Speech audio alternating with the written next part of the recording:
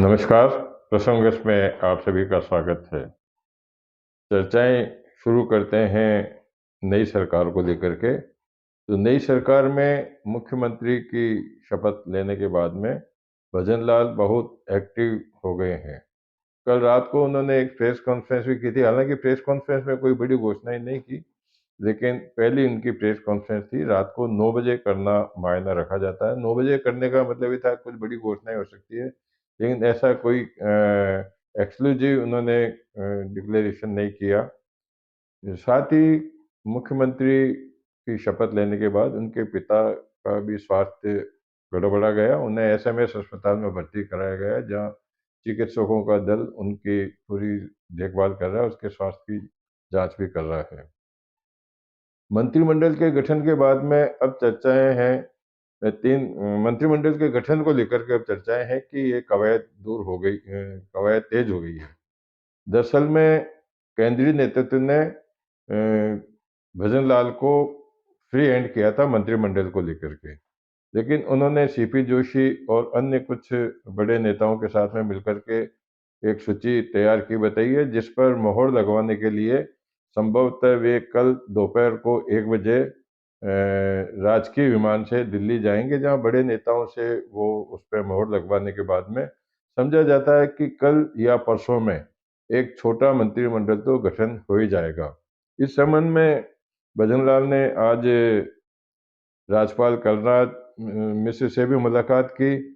बताया तो जाता है कि शिष्टाचार मुलाकात थी, लेकिन उन्होंने शायद उन्हें बता दिया होगा कि कल या परसों में मंत्रिमंडल का गठन किया जा सकता है।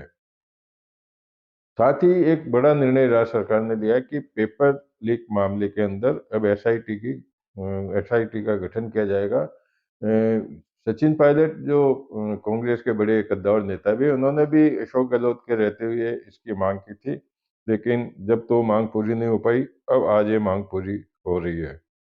बात कर लेते हैं मध्य प्रदेश के मुख्यमंत्री डॉक्टर मोहन यादव की। तो वो भी मुख्यमंत्री बनने के बाद में लगातार कुछ न कुछ करते जा रहे हैं, लेकिन आज उन्होंने अपना कार्यक्रम उज्जैन में अपने गृह क्षेत्र में रखा है, जहां उनके स्वागत के लिए सैकड़ों द्वार बनाए गए थे। उनका भव्य स्वागत वहां किया जाने के लिए कार्यकर्ता उत्सुक रहे, जगह जगह उनका स्वागत किया गया।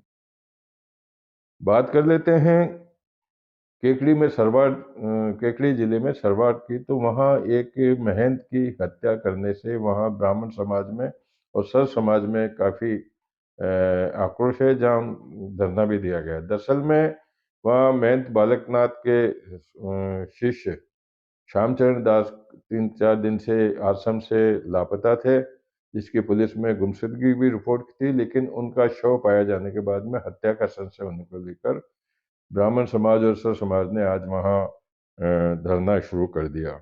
इसके बाद ही कर लेते हैं कि एक बहुत बड़ा नेत्र चिकित्सा शिविर गुजरात के रणछोड़दास चैरिटेबल ट्रस्ट के द्वारा पुष्कर में किया जाने की बहुत दिनों से तैयारियां की जा रही थी, जहां 30,000 से लेके 50,000 तक के नेत्र रोगियों का ऑपरेशन करने का उनका लक्ष्य था।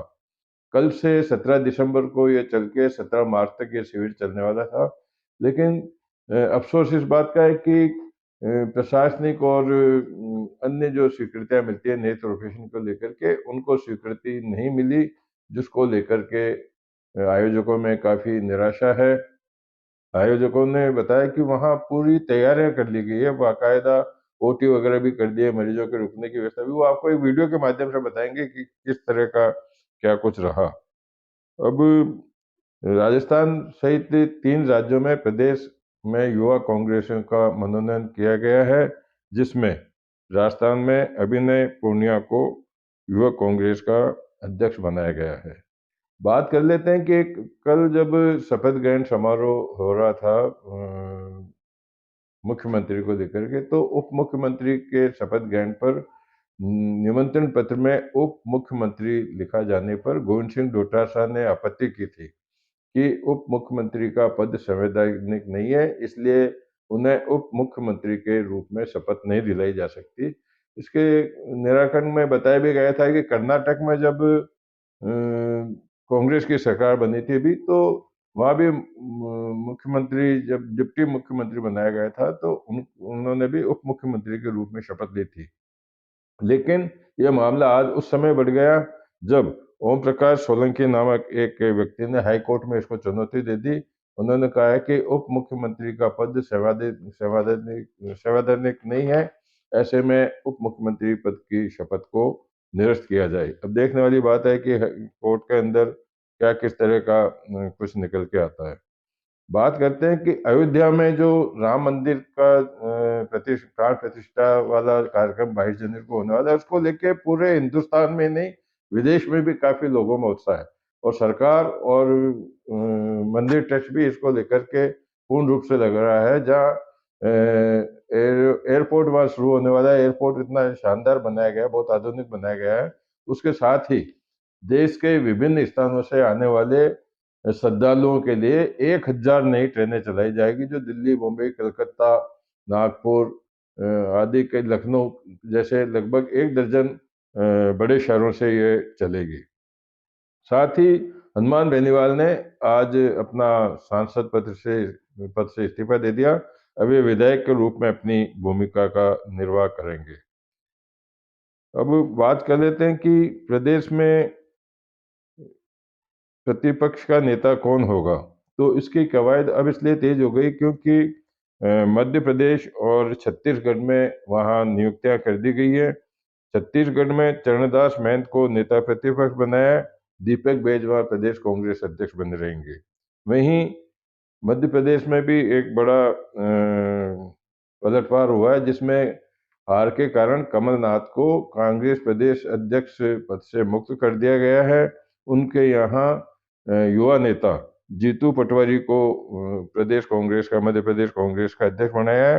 वहीं उमंग सिंगार को नेता प्रतिपक्ष वहाँ का बनाया है। तो अब राजस्थान की जो बात कर रहे हैं, तो राजस्थान को लेकर के भी अब काउंटडाउन शुरू हो गया है, जिसमें जो बड़े नाम लिए जा रहे हैं उसमें नेता प्रतिपक्ष लिए सचिन पायलट, गोविंद सिंह डोटासरा, महेंद्र सिंह मालवीय, हरीश चौधरी, नरेंद्र बुडानिया के नाम है। लेकिन समझाया जाता है कि संभवतः सचिन पायलट को प्रदेश कांग्रेस अध्यक्ष बनाकर और गोविंद सिंह डोटासरा को नेता प्रतिपक्ष बनाया जा सकता है। अब देखने वाली बात होगी कि कल मुख्यमंत्री जब दिल्ली जाते हैं तो क्या कुछ वहाँ नया करके आते हैं।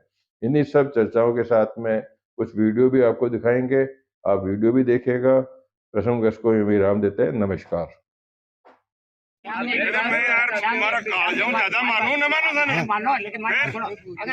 ठाकुर बच्चों होते तो नहीं इस जगह ठाकुर बच्चों होते तो मैं हजार हाथ जोड़ा क्या करता था बच्चों तो दी जगह हाँ हाँ क्या करता है हम तो हाँ हाँ जान रोरिया में यही रोरिया और कहीं गैर चल रोरियो तो शायर मत लगाओ थे यार यार मत कहो यार और यार आवाज यार जावा यार आवाज फालतू शायर लगा रहे हो बेटा शायर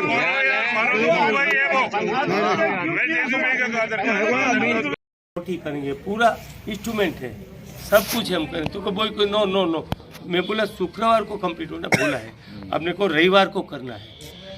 तो उसकी पहले से उसको जानी वो था कि किसी भी तरह उसको नेगेटिव करना था और हमको देना नहीं था, हमको हैरानी करना था। वो हमने वही टाइम बोला तो हमारी कोई सुना ही नहीं है कि रोज